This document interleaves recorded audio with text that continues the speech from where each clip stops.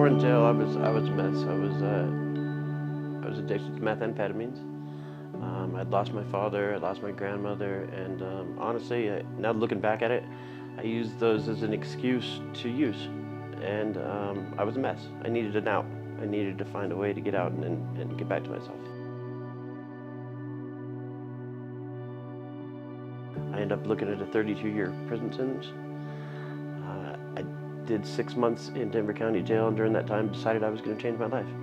I ended up getting out, getting a second chance at the Moore Center. I would characterize the Moore Center as a residential facility where we bring in folks with lived experience. What's great about the Moore Center is that it's an environment that's very supportive as far as those type of population transitioning to lives of success and fulfillment. Everyone know that I'm a person that have a lot of lived experience, served over 35 years in prison, was commuted by Governor Hickenlooper on a life sentence plus 16 years. The client partners, they understand that you're not just blowing smoke, that you have walked the walk and you're not just talking the talk. Without people that have been through this, doing this, you just don't have the experience, you don't have the knowledge of what people have gone through, right?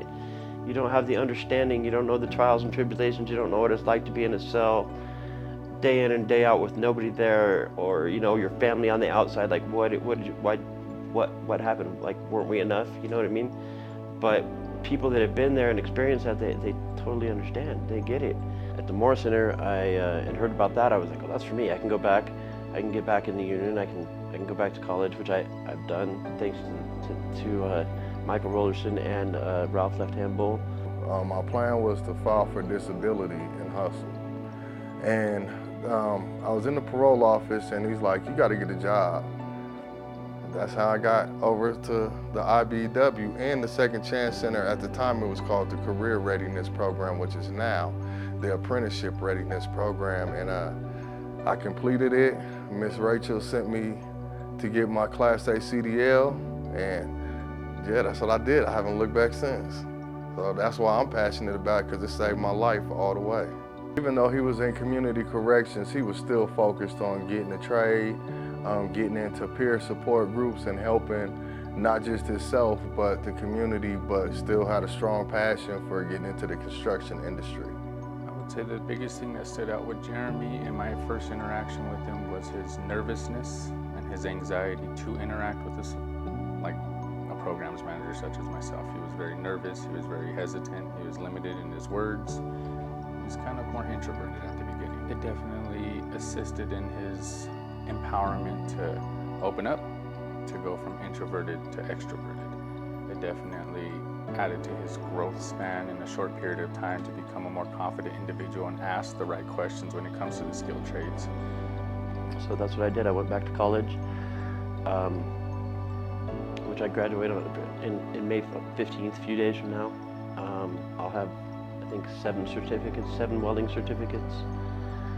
I've got 5 certificates that I got from the ARP program. My self-confidence is through the roof. Like, I will never go back to the person I was before. Not just because I don't want to be there or because I say I'm not going back like a lot of people do and then falling back. I can confidently say I'm over that life because I'm not that person anymore. So I actually had 2 case managers when I started at the Moore Center. It was Jennifer and Tanya. The number one thing by far that I've learned is he was one of those individuals that came in and just right away wanted to work, like, nope, it's okay, I don't need my ID, I don't need my social security card, I don't need any of this, like, I already have work lined up. And as time went by, it was clear he kind of came to the point where he realized I need to take a step back, and he started lining up his ducks in order. I want others to understand that making mistakes is part of the human experience. Most importantly, we want to make sure that we learn from them. Give anybody is don't quit.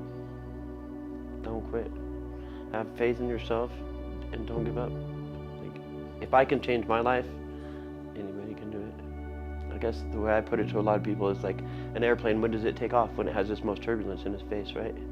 And that's when I took off, when I had the most hardest times. It's like, all right. And the only difference between getting to where I am now and being where I was having the support obviously helped a lot, but pushing through it and just doing it.